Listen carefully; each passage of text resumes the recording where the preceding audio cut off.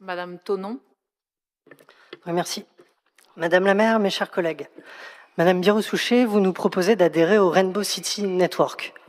Cela nous permettra de faire en sorte que chaque jour un peu plus, cette ville soit une terre d'égalité et qu'elle soit capable de contribuer à la réflexion à l'échelle internationale. Je vous remercie de porter cette proposition essentielle. En effet, la situation est très inquiétante dans le monde entier et source d'une forte angoisse pour beaucoup d'entre nous. Dans la Russie de Poutine, le mouvement LGBTI est classé comme extrémiste. Le changement de genre à l'état civil n'est plus autorisé et les couples de même sexe ne bénéficient d'aucun statut légal. Dans les États-Unis de Trump, plusieurs États ont rendu impossible la vie des personnes transgenres, lesquelles se sont retrouvées pointées du doigt et désignées comme boucs émissaires. Au Royaume-Uni, une célèbre romancière a revendiqué consacrer sa fortune à lutter contre les droits des personnes transgenres et s'est récemment félicitée d'un jugement réduisant leur protection légale. En Italie, Giorgia Meloni a fait supprimer les deuxièmes mamans des actes de naissance.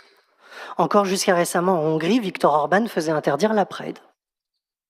En France, la situation est inquiétante, car dans la France d'Emmanuel Macron, nous sommes une blague potache. C'est ce même président qui a surnommé l'Élysée la cage aux folles quand Gabriel Attal était Premier ministre. C'est ce même président qui, lorsque des rumeurs ont visé son épouse, n'a pas profité de l'occasion pour lutter contre la transphobie et a préféré confirmer le stigmate en niant, purement et simplement, ce qu'il aurait lui vécu comme un déshonneur et une honte. Du point de vue législatif, enfin, c'est aussi l'exclusion des personnes transgenres des parcours de PMA. Le sujet a été évoqué en amendement à l'Assemblée, déclenchant l'hilarité d'un certain nombre de députés de droite. C'est aussi l'opprobre jeté sur le planning familial, accusé d'idéologie, simplement parce qu'il mène sa mission sans discrimination, et dont Christelle Morancé, présidente Horizon des Pays de la Loire, a choisi de couper les financements. Blague potache, refus de droit, renoncement qui ne sont pas sans effet.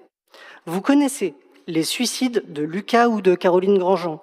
Permettez-moi d'ajouter à l'horreur les suicides et les meurtres transphobes encore fréquents et pourtant peu relayés par la presse.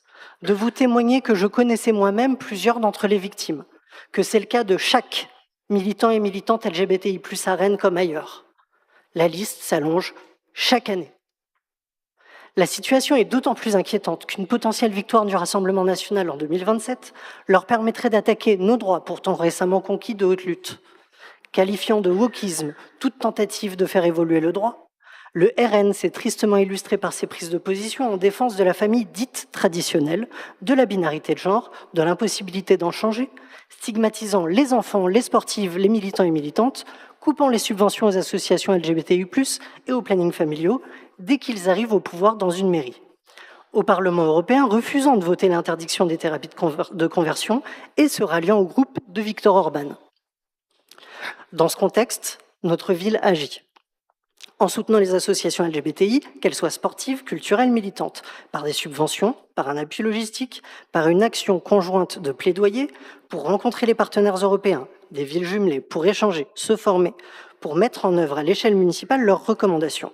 C'est ainsi que nous formons les agentes et agents à l'accueil des personnes LGBTI+, et contre les discriminations, particulièrement au niveau du service d'état civil ou du service élection, que nous prenons en compte la non-binarité dans nos grilles de subventions, que nous revendiquons explicitement, et Madame Birous-Souchet l'a dit, que dans cette ville, chacune et chacun est libre d'aimer qui elle aime et d'être qui elle est. Ce mois-ci, et comme chaque année, avec un grand nombre d'élus de la majorité municipale, nous avons participé à la marche des fiertés. Mais cette fois-ci, nous avons souhaité matérialiser ce soutien à l'échelle de cette ville. Nous avons rendu visible notre magnifique délégation par le port d'une écharpe aux couleurs du drapeau LGBT.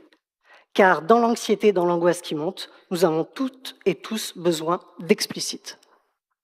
Aussi, nous le disons clairement aux assos, aux personnes LGBTI+, à Rennes, on vous soutient, on vous protège.